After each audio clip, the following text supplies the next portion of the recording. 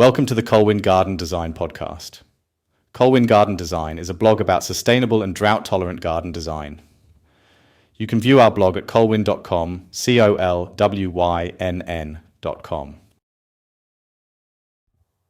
Pruning California native plants. Various California native plants benefit from periodic pruning to rejuvenate, improve their look, or to maintain their health. In this blog post, we will discuss pruning regimens for some of the most common California native plants. This guide is for gardeners that live in California or a similar Mediterranean climate. California natives grown in temperate climates will have similar pruning needs, but the timing will not be the same as in a Mediterranean climate. Pruning tools. Before you start pruning, make sure you have the right equipment. The best set of tools for hand pruning are bypass pruning shears, pruning snips, also known as straight blade pruners, lopping shears, pruning saw, pole saw, if you need to prune tall trees, shrubs. In addition to these tools, you should ensure your pruning tool's cutting edge is kept sharp and clean. This will ensure that you get clean cuts and prevent cross-contamination if any plants are diseased. To that end, the following should also be kept on hand during pruning: blade sharpener disinfectant, rubbing alcohol, or specialist product such as Citrox or Fizan, rag for wiping the blades on pruning tools, power tools. Pruning can be done with chainsaws, hedge trimmers, or reciprocating saws, but it's much harder to make clean cuts with these power tools, unless you are experienced. Until you are familiar with the pruning needs in your garden, stick to hand tools for now. Pruning times. As with most plants, and not just California natives, the main time to prune is when they are dormant, before new growth starts. In addition to winter dormancy, many California natives go dormant in late summer. Some plants will also benefit from light pruning in spring to prolong their blooming periods. For the most part, you should not be pruning on a regular basis. If plants are growing into each other, it may be better to remove some to space everything out more naturally, rather than continuously cutting them back. Winter deciduous plants. Any shrub or tree that loses its leaves in winter is ready to prune during this period of dormancy. Common species that fall into this group are Engelmann oak, Quercus engelmanni, dogwood, Cornus spp, elderberry, Sambucus spp, desert willow, Chilopsis linearis, currants gooseberries, Ribes spp, native grapes, Vitis spp. After their leaves have fallen, these woody shrubs and trees can be more easily inspected for structural problems such as deadwood or crisscrossing branches. Root suckers should also be removed at this time. The goal here is to address these issues and open up the structure of the plant to reduce crowding and improve airflow. Please note that Ribes species will typically fruit on growth that is 2 years old. So, pruning older growth can affect your fruit yield. Herbaceous perennials.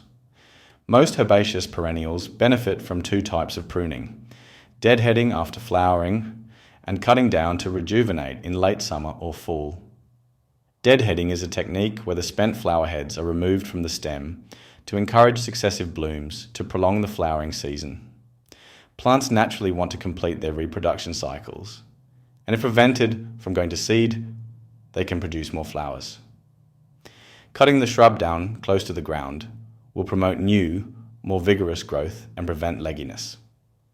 Common species that fall into this group are pitcher sage, Lepicinia fragrans, California poppy, Eschscholtia californica, columbine, Aquilegia spp, lupines, penstemons, desert mallow, Sphaeraltia ambigua, and Zauschneria, Epilobium canum.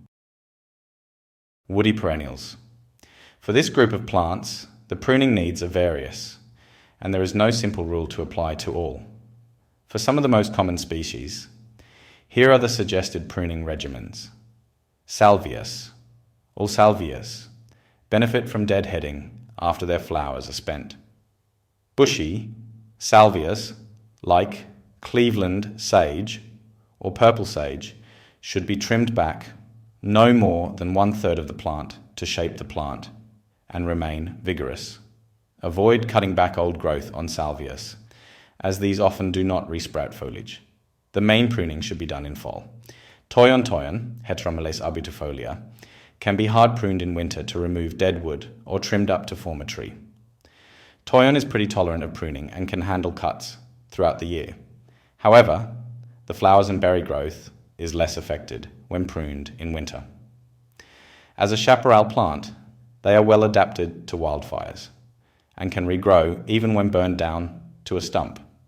For this reason, they take well to coppicing, which is when the shrub is completely cut to the ground. After coppicing, the shrub will grow more vigorously and take a more bushy shape. So this is a good solution for when the shrub gets too leggy. Coppicing too frequently can kill the plant, so this should not be done every year. Buckwheat. The jury is out on whether buckwheat, Eriogonum spp, can be hard pruned. Some say it could kill it, but city maintenance workers keep severely cutting these back at my local park, and they always bounce back. Nonetheless, they do benefit greatly from deadheading in fall-winter when their flower heads are completely dried out, as some can remain on the plant into the next growing season. While you are doing this, inspect for brown leaves and remove this dead wood you find in the shrub. Manzanita manzanita, Arctostaphylos spp, does not respond well to pruning, as they do not resprout from old growth. In summer, after they are done flowering, you should inspect the plant and remove branches only for health reasons. General tips. Always clean and disinfect your pruning tools when you are done pruning a plant and move on to another plant. This prevents cross-contamination of plant diseases. Try to do pruning when the weather is dry and no rain is in the forecast for a few days. Open cuts are more susceptible to infection when wet. Keep your cutting blades sharp. Make it a habit to sharpen them after each day of pruning. Plan your pruning before you start. Don't start hacking away without first deciding what effect you want the pruning to have. For large trees, hire a certified arborist.